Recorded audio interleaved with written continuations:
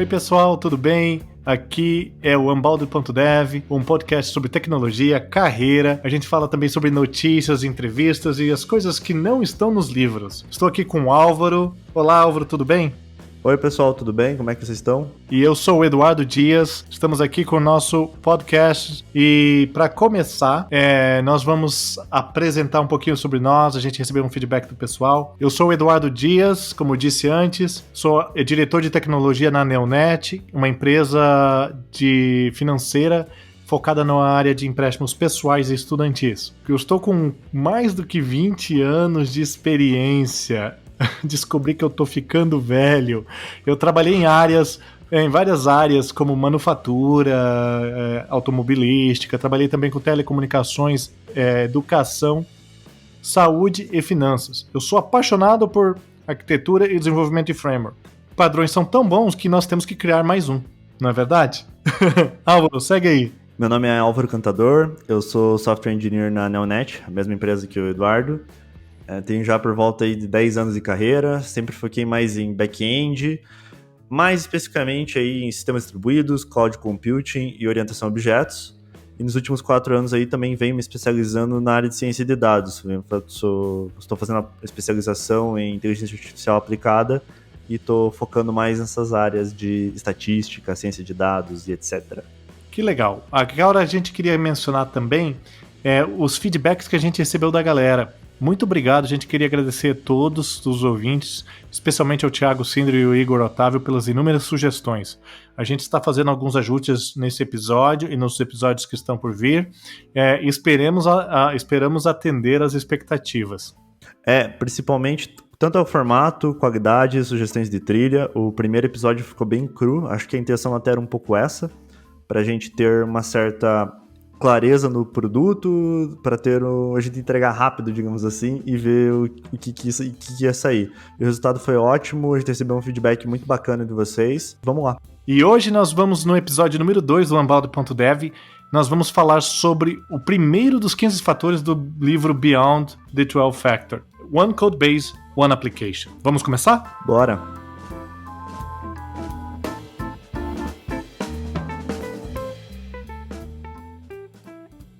O que é um One Code Base, One Application? Né? Um repositório, uma aplicação.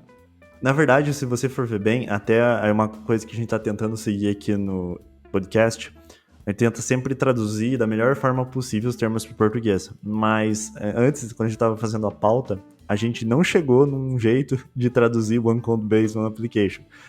Uma base de código, um repositório, uma aplicação com certeza, né? Mas como definir isso? Então a gente preferiu manter em inglês mesmo, até porque o livro trata disso, e a gente também tem tantos termos em inglês que a gente traz direto para o português, então vamos mandar bala com esse nome mesmo. Vocês mesmos perceberam que eu tentei traduzir, deve ter ficado horrível. Se fizer parte do corte final da edição desse episódio, me desculpem antecipadamente.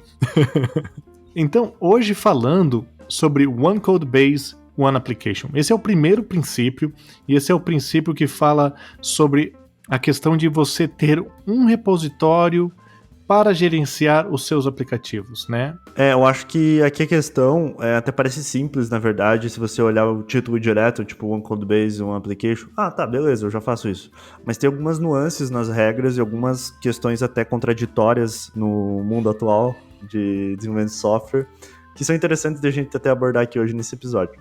O fato de que hoje você pode ter, com o conceito de microserviços, muita gente já absorve essa ideia de que vou ter um repositório, vou ter um One Code Base, vai sair um serviço, mas isso não é em todos os casos. Tem muitas empresas utilizando frameworks que levam, ou frameworks ou tecnologias que levam a ter muitos aplicativos dentro de de um único codebase. Se você for ver bem, muitas empresas utilizam essa metodologia, essa forma, digamos, de você agrupar vários aplicativos por uma questão, às vezes, até de tecnologia.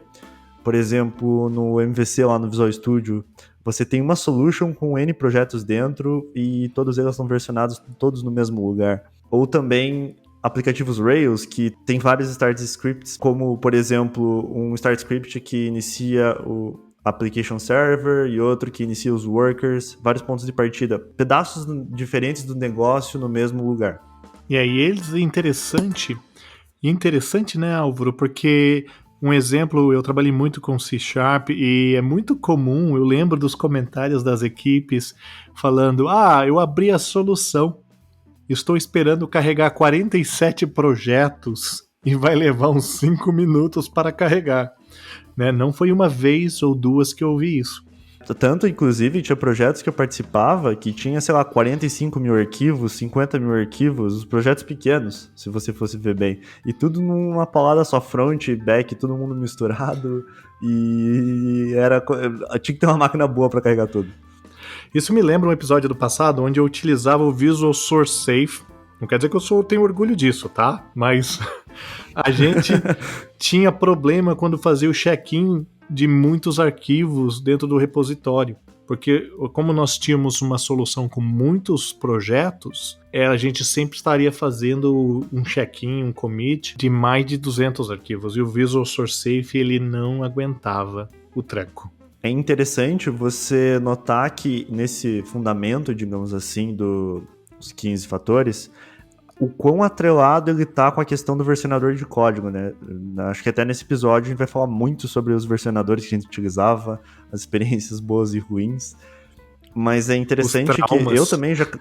Os traumas, principalmente. Eu cansei de quebrar commit com SVN, da galera ficar puta no escritório, porque subiu uma migration, né, diferente em cima de alguém, quebrou o esquema do banco de dev e reiniciar todo o ambiente de novo é bem complicado.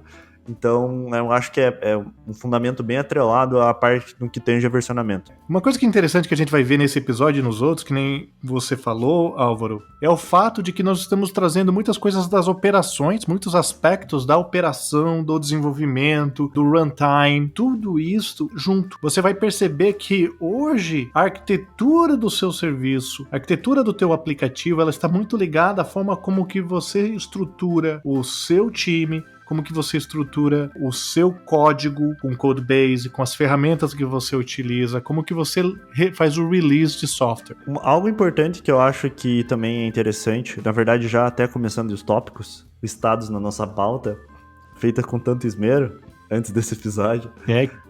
Que estamos demorando para usá-los. A primeira questão é o conceito do artefato imutável quando você tem o Codebase. Quando você gera uma release, ela pode ser publicada em diferentes ambientes, mas ela é a mesma. Você pode até ter diferentes releases, mas a partir do momento que você fez você determinou uma versão ali no teu código ou no teu pacote e seu sistema, o que você estiver fazendo, ela é imutável. A partir dali, tudo que vier nova implementação vai ser criada uma nova versão. Tem discussões de como é que você versiona, as formas corretas. Não vamos entrar ainda nesse episódio, que a discussão para isso tem pano para manga. Mas eu acho que é um conceito bem importante. Diferentes times, você ter essas questões de artefatos, até por questões tanto de desenvolvimento, se tornar mais prático, mas também questões de auditoria. Você sabe que versão que você está usando, você tem ali, né, o SHA-256 dos arquivos, do pacote que você utilizou, do sistema que você está rodando. Então é bem importante esse tema, digamos assim. E interessante o fator quando você considera a imutabilidade do artefato. Ela é um princípio básico para que você possa promover outros fatores aqui que vamos discutir nos episódios futuros, como, por exemplo, a paridade de ambientes, ou environment parity em inglês, certo? Este fator, que é onde a gente fala sobre um deploy imutável, sobre um artefato imutável, ele é muito importante para que você possa evitar vários problemas quando for fazer o release. Quantas vezes você já não teve aquele problema de vou fazer um deploy de um aplicativo, de uma solução, aí você vai lá e faz um upload de um FTP, ou você faz um Xcopy, e aí você esquece um arquivo, ou você não limpa um arquivo que foi apagado no servidor, e agora você ainda continua servindo aquele arquivo, né, uma rota na web, porque ele continuou no servidor. Então, quando você utiliza os artefatos imutáveis, você vai a caminho de prevenir esse tipo de problema. Vai na direção de prevenir esses problemas. É uma coisa até para quem é mais iniciante, tá ouvindo o podcast, a gente tá falando aqui de artefato, de deploy. é importante notar que um artefato é qualquer pacote de coisas que seja entregue em algum lugar. Então, você que está desenvolvendo, sei lá, às vezes em Node.js ou simplesmente HTML, CSS, quando você fecha uma série de modificações e empacota isso numa versão, um zip que seja, aquilo ali é um artefato. Você vai subir em algum repositório de registry, enfim, em algum lugar, e isso vai acabar se tornando um pedaço entregável que você tem. Então, isso é um conceito aí para galera mais iniciante também que está ouvindo o podcast. Artefatos comuns hoje no nosso dia é um pacote do NPM, é um pacote do NuGet, é um Maven, pacote do Maven, é uma imagem do Docker. Esses são exemplos de pacotes que você usa aí no dia a dia. Agora que a gente cobriu essa parte do artefato imutável e como que ela liga com a relação do One Code Base, One Application, né? A importância de a gente diminuir o tamanho desse code base para que ele possa produzir um artefato, porque isso é uma característica muito comum. Quando você tem, e a gente vai ver em seguida agora, os erros comuns que a gente pode encontrar nessa situação, porque muita gente vai falar, eu faço One Code Base, One Application, eu tô check, tô 100%. Não é necessariamente verdade. Será que tá realmente? Hoje temos situações em que o framework que você utiliza, a ferramenta que você utiliza, ela já é um pouco mais, como se fala em inglês, opinionated. Ela tem uma opinião mais forte, e isso pode criar uma situação que você talvez tenha que dar pano pra manga, é isso que eu vou dizer, porque pode quebrar o princípio aqui, não vou dizer que tá certo, não vou dizer que tá errado, mas a gente vai cobrir agora, né, que são esses erros comuns. Até um fato importante citar que essas regras, entre aspas, que a gente está falando, não são regras, são sugestões, vamos dizer assim, para sua aplicação. O ponto é que se você seguir elas, a tendência é que seus aplicativos, os seus serviços, eles tenham mais consistência e que a manutenção deles seja mais fácil e mais barata. Que, né, aplicativos, 25%, que é dado tirado do nada, né, mas a grande parte dos gastos de um aplicativo, de um serviço, de um produto é na manutenção, né, na criação. A criação é o mais barato. Então, esses princípios fazem com que a manutenção e a operação deles torne tudo muito mais fácil. Um dos erros mais comuns é quando você trabalha com um aplicativo com muitos repositórios. Quando você distribui de uma forma a modularidade de uma forma técnica, mas cria um acoplamento para o seu aplicativo. E agora você tem que coordenar todo o processo de deployment e release entre esses repositórios. Tem uma questão mais prática. Geralmente, quando você tem esse tipo de questão, fica até difícil você criar pipelines de continuous integration, continuous delivery, porque você vai ter que ir em diferentes lugares, sincronizar eles, fazer o build de cada um específico, empacotar todo mundo junto e mandar para algum lugar. Então, até na parte prática, acaba se tornando mais difícil. Você tem que fazer um esforço para, digamos, cometer esse erro. Não é uma parada mais... É confortável você enxergar. Você, beleza, tá tudo no mesmo lugar, eu não vou precisar ter algumas ferramentas ali para monitorar às vezes, a operação fica mais fácil, mas para fazer isso acontecer, cara, dá um trabalho. Isso é muito comum quando você faz a divisão desse tipo de situação em camadas técnicas, né? Você pode ver muito isso em arquitetura de múltiplas camadas, que onde você faz a divisão tecnicamente.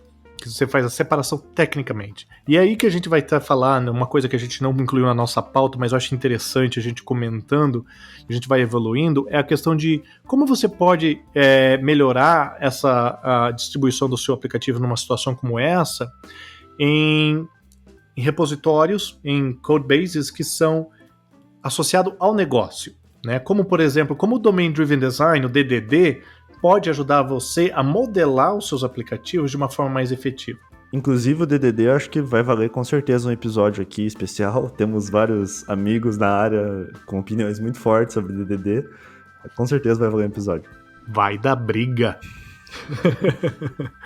Mas então, esse primeiro que é, vamos dizer assim, é o misconception, esse primeiro conceito aí que tá essa possível falha, eu não tô conseguindo achar o meu português agora, é a questão de um aplicativo com muitos repositórios. Um outro erro bastante comum é quando você tem um repositório que gera muitos aplicativos. Isso pode acontecer quando você tem uma solução com muitos artefatos, como a gente comentou de um C#, de uma solução .NET, de outras soluções, às vezes até, por exemplo, como Rails. Mas tem algumas situações que causam umas discussões, que é quando você utiliza alguns produtos, alguns frameworks, para gerar diferentes artefatos baseados na plataforma. O exemplo mais comum é quando você desenvolve aplicativos móveis híbridos, utilizando Cordova, React Native, Flutter, que você tem uma codebase comum, até certo ponto, vamos dizer assim, 80%, e esses 20% que são os detalhes para cada uma, e você utiliza essa mesma codebase para gerar vários artefatos para diferentes plataformas, iOS, Android. Eu não sou um cara muito experiente com mobile desenvolvimento, mas é interessante, por exemplo, quando você está trabalhando lá com React Native, essas plataformas de híbridas que exigem que você desenvolva bridges. E você às vezes tem códigos específicos para cada plataforma para fazer a mesma coisa. Eu acho que é aí que entra um pouco o ponto dessa, vamos dizer, antagonismo. Não sei se essa seria essa palavra correta, da lei com a questão, mas tem que ver a praticidade também da coisa. Às vezes você fazer em Flutter o seu aplicativo, você vai economizar tanto dinheiro em questões de diferentes desenvolvedores vão para plataforma exclusiva, você vai ganhar tanto tempo do seu negócio, tem tantos benefícios trazer isso que às vezes quebrar essa regra tudo bem, não tem uma implicação tão grande. E até porque ele é organizado de certa forma para funcionar desse jeito. Então, que nem o Eduardo falou das questões dos comportamentos fortes. E é interessante, né, Álvaro, porque o princípio, One Code Base, One Application, ele é um princípio. E este princípio, sendo aplicado de uma forma funcional, produzindo esses artefatos específicos para cada plataforma, é mais aceitável do que se você tivesse um aplicativo ou tivesse dentro do mesmo Code Base códigos completamente diferentes para cada uma das plataformas, né? Sim. E é importante ver também além da tecnologia. Como a gente falou, nosso podcast aqui é sobre carreira, sobre além do livro, sobre além da teoria. A praticidade disso, quão prático é isso. Se você tem um time, se você vê que Flutter, neste caso, vai te dar o time to market, vai te dar a velocidade que você precisa para desenvolver um aplicativo que tenha qualidade, que tem performance, que atende os seus usuários, e você conseguiu montar uma forma gerenciável, claro, que você seguindo essas guias desses princípios, não tem nada de errado. Só que você tem que tomar cuidado para que você não quebre, que você não fuja, que você não começa a exagerar, começa a criar muito código que é específico para iOS, que agora criou, o teu sistema evoluiu e se tornou 2 aplicativos diferentes, porque isso acontece. Eu acho que, da mesma forma que na orientação a objetos, a gente tem lá, né, os code smells, eu acho que isso também pode se aplicar, digamos, de certa forma. Você tem um smell na sua arquitetura, na sua organização, no jeito que você lida com o aplicativo. Ele não é uma quebra capital, digamos assim, mas é algo que, se você vê, você tem que sempre estar com um olho atento em cima, tipo, alguma modificação, alguma coisa, tem que ter um humano ali dizendo se tá tudo bem, se não tá. Tanto, até voltando atrás, um exemplo que acontece bastante também de você dar essa questão da praticidade, especialmente com microserviços, quando você tem bibliotecas compartilhadas, sempre vai ter um desenvolvedor que vai chegar e falar, cara, mas eu queria fazer uma referência direta para mim, não... por exemplo, sei lá, eu preciso atualizar alguma coisa na biblioteca e usar no meu microserviço. Daí tem sempre a discussão do time. Ah, mas eu queria fazer um link direto ali para a biblioteca, eu uso aqui no meu para testar, depois quando eu for subir para develop, eu uso a versão que está na biblioteca. Só que isso gera um problema porque, beleza, pode ser mais fácil ali, mas a longo prazo na manutenção, o quão benefício você vai ter de quebrar essa regra e manter isso do que usar efetivamente uma biblioteca externa. Você primeiro modifica a biblioteca, submete por request, alguém aprova, ele faz o build e depois você utiliza no seu microserviço. Então, a praticidade também, por isso que tem que ser avaliado com, digamos assim, um smell, ao meu ver. Cada time, cada estrutura vai ter a sua característica. O code smell, ou a arquitetura smell aí, né, o architecture smell, é importante observar, né? Se cheirar, tá tudo bem. Se feder, toma cuidado. Porque é uma coisa que você vai ter que observar. E tem muitas situações onde você começa tudo certo, você começa com um serviço por Codebase, numa situação de aplicativo híbrido você começa tudo bem, mas pode evoluir, como eu comentei antes, para situações onde você acaba criando essas branches independentes. Ficar muito atento nesse sentido. E até um fato que quando você... Eu acho o próprio Martin Fowler fala que você começa monolítico e depois dá um split na sua codebase, enfim, nos seus serviços, na sua aplicação. Muito dos casos, 99% dos casos, não faz sentido você começar com microserviços. Mas é mais fácil separar a aplicação do que juntar depois. Eu acho que também esse é o outro ponto. Se você tem duas aplicações separadas e você juntar aquilo, seja base de dados, seja código, é um inferno na Terra para você conseguir fazer isso de uma maneira eficiente que não demore, sei lá, meses sem ter gente louca no meio do processo. Eu não sei se eu tô ficando velho, mas eu não necessariamente concordo com isso, porque eu acho que dá para começar com microserviços desde que você saiba modelar corretamente. Mas eu vou abster dessa briga hoje com você, Álvaro, então a gente deixa para um episódio à parte. Vamos falar disso no episódio de microserviços. Vamos lá. Então agora aqui, o que eu falei aqui, né? A gente falar dessa questão de code smelter, de arquitetura e tal, que eu falei sobre a questão do híbrido, que a gente tá falando sobre esses fatores, sobre esses possíveis erros, é que, na verdade, a gente só tá salientando a ideia de que tem que ter um monitoramento contínuo. Qualquer princípio que a gente for falar desses 15 princípios que nós vamos cobrir nos episódios que estão por vir, você vai ter que monitorar constantemente. Você vai ter uma evolução contínua. É uma arquitetura evolutiva. Então, tenha isso em mente, porque não tem uma solução finita para cada um desses princípios. Não é porque você fez a estrutura dos seus repositórios desse jeito e depois você largou o batch e falou, tá pronto, que vai ficar perfeito o resto da vida. É bom ver, será que o teu pipeline está dando certo? Será que ele está respondendo? Será que tá o teu time está respondendo? Porque não é só a estrutura do código, da ferramenta. O teu time está sofrendo com uma estrutura? O que você pode melhorar para reduzir o friction, né? Falhou agora. Para reduzir o atrito com a equipe. Isso é muito importante.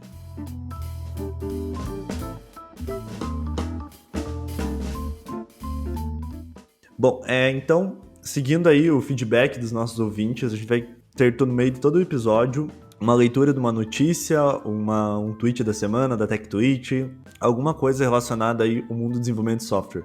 A notícia de hoje aí que eu trouxe, Eduardo, não sei se você vai gostar, mas é sobre o lançamento do Node 14, plataforma que a gente trabalha hoje lá na Neonet, e trazendo algumas features novas aí que já até eram presentes no TypeScript, mas que agora estão na versão oficial com algumas melhoras, alguns improvements.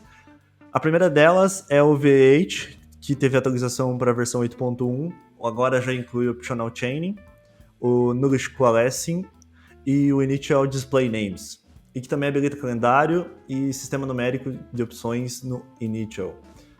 Algum comentário, Eduardo?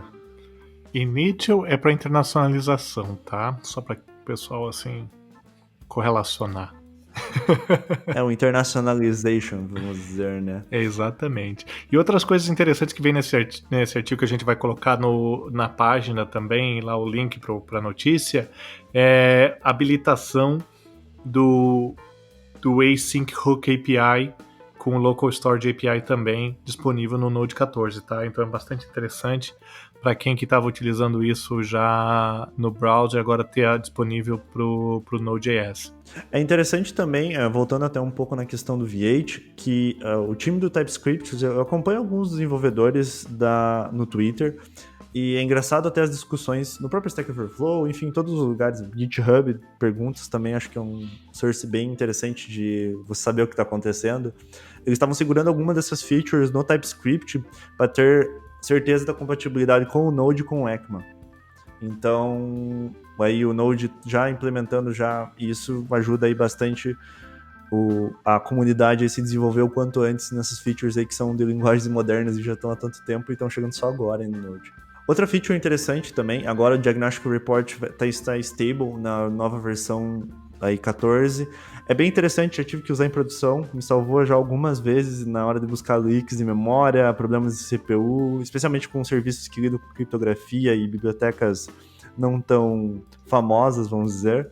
E agora ele já está disponível na versão 14. Basicamente você tem alguma coisa em produção que dá um crash, algum leak de memória, você consegue fazer um dump no arquivo e carregar na sua máquina como se tivesse a execução local. Então você consegue fazer toda a inspeção do dump de memória, toda a inspeção do teu uso de CPU e tudo isso de uma maneira razoavelmente fácil. Ainda mais se você puder executar comando ad hoc na máquina que você estiver utilizando em produção, fica bem simples de fazer.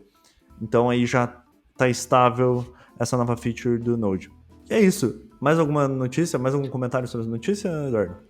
Eu tenho uma notícia muito útil e muito importante. Se vocês estiverem acompanhando aí o Hacker News, aí vocês podem ver, foi o lançamento do 98.css. É um sistema de design, um design system, que emula a interface do Windows 98. Então, se você está procurando construir aquele aplicativo gráfico bonito, com a cara do Windows 98, tem lá o link no nosso site pro Design System aqui. É muito legal. Cara, gastaram tempo fazendo isso e ficou com a cara do Windows 98. Muito útil a minha notícia. Cara, vendo agora, seria interessante colocar no nosso site esse novo design system. Tem que fazer um template pro Google CMS, mas ia ficar muito legal.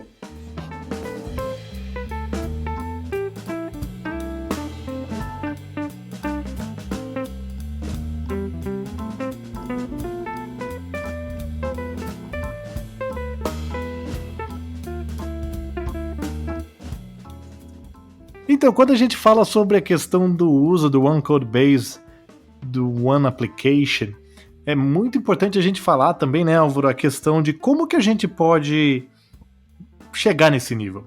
A gente tem muitas situações, temos as situações onde as pessoas falam, eu já faço, temos as situações onde as pessoas acham que estão fazendo e tem, na verdade, algumas situações ali meio obscuras, que não está muito certo ainda, é fácil você errar, e se você não cuidar, pode dar meleca, né? Vamos deixar meleca, né? Tá bom, Caio Ribeiro. Essa é boa.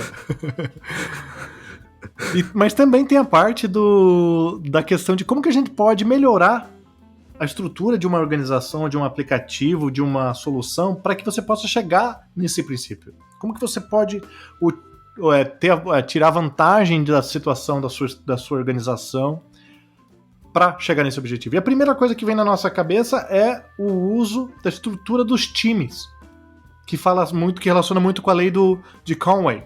Para aqueles que não são familiares com Conway's Law, a gente vai ter um link no nosso site. A lei basicamente diz que as empresas tendem a criar sistemas que copiam as estruturas de comunicações das empresas. Então, se você tem uma empresa que ela é departamentalista, é muito comum você ter um software para cada departamento. Então você vai ter o software de RH, você vai ter o software de processamento, você vai ter o software de atendimento ao cliente, tudo separado. Pode funcionar muito bem em situações, mas pode lidar a silos, a ilhas de isolamento que criam barreiras de comunicação. Então esse é um resumo da lei.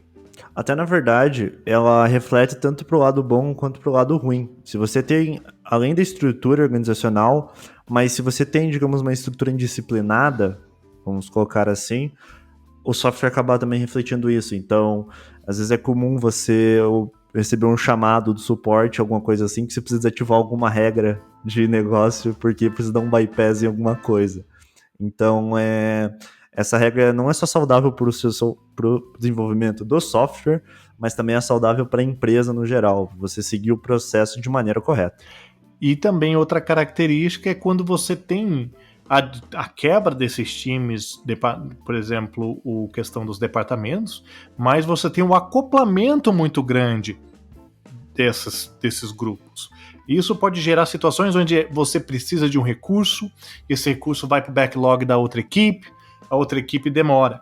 Então, quando você trabalha com essa situação, esse mapeamento, pode lidar para situações, vamos dizer assim, nada agradáveis.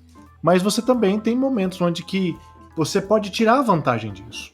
Exemplo é quando você pega o teu sistema e você quebra o seu sistema em pequenos serviços ou aplicativos que podem ser cuidados por uma equipe específica. Não quer dizer que essa equipe vai estar independente no sentido...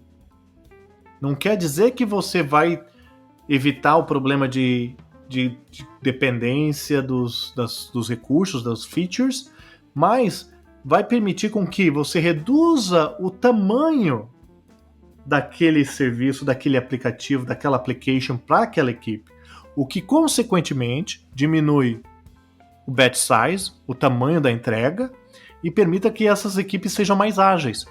Então, quando você utiliza isso em sua vantagem para usar o Conway's Law, para ter um serviço com a equipe, trabalhando, reduzindo o escopo, fazendo entregas mais rápidas, diminuindo o tamanho, o que reduz a complexidade daquilo, isso compensa essa quebra nessa estrutura. Você consegue gerenciar essa comunicação mais efetivamente e gerenciar essas dependências mais efetivamente.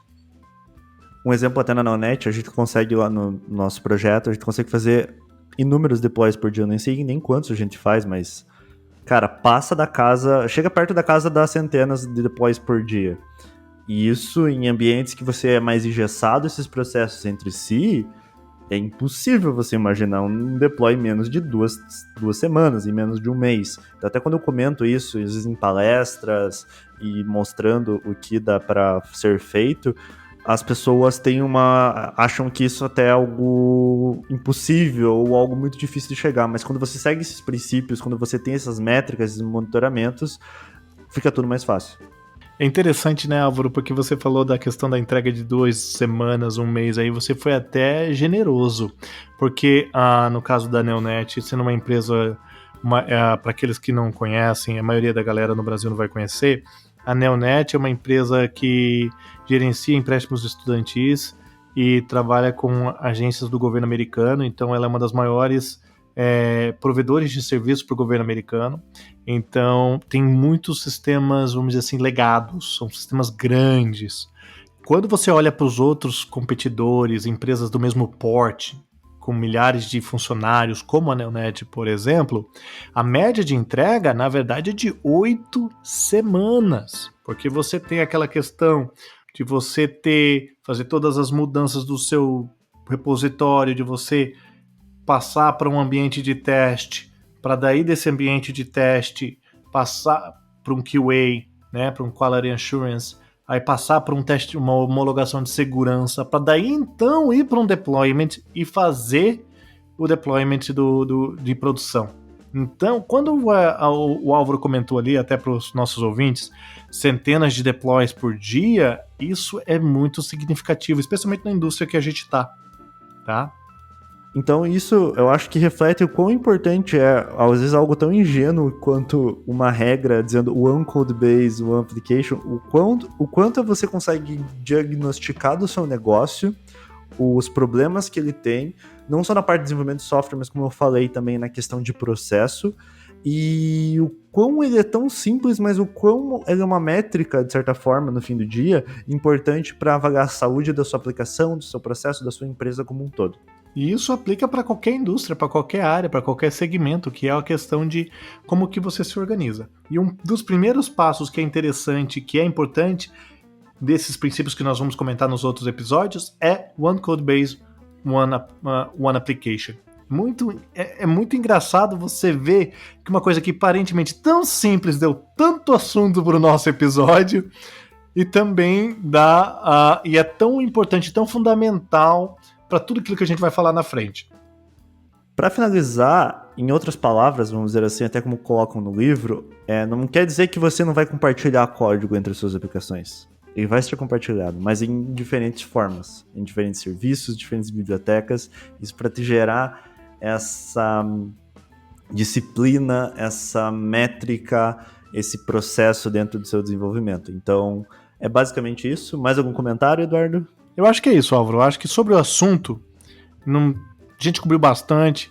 Por favor, pessoal, manda sua opinião, comentários, perguntas sobre o assunto, manda no nosso site que a gente vai desenvolver, vai responder É um prazer pra gente coletar todos esses feedbacks e perguntas e trabalhar em cima, tá? Então, se você tiver, manda pra gente. Acho que hoje a gente cobriu o começo dos 15 princípios.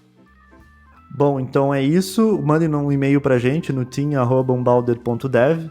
Nossos LinkedIns também vão estar no post, estão lá abertos para receber vossas mensagens. E é isso. Obrigado, gente. Boa noite. Obrigado, galera. Valeu!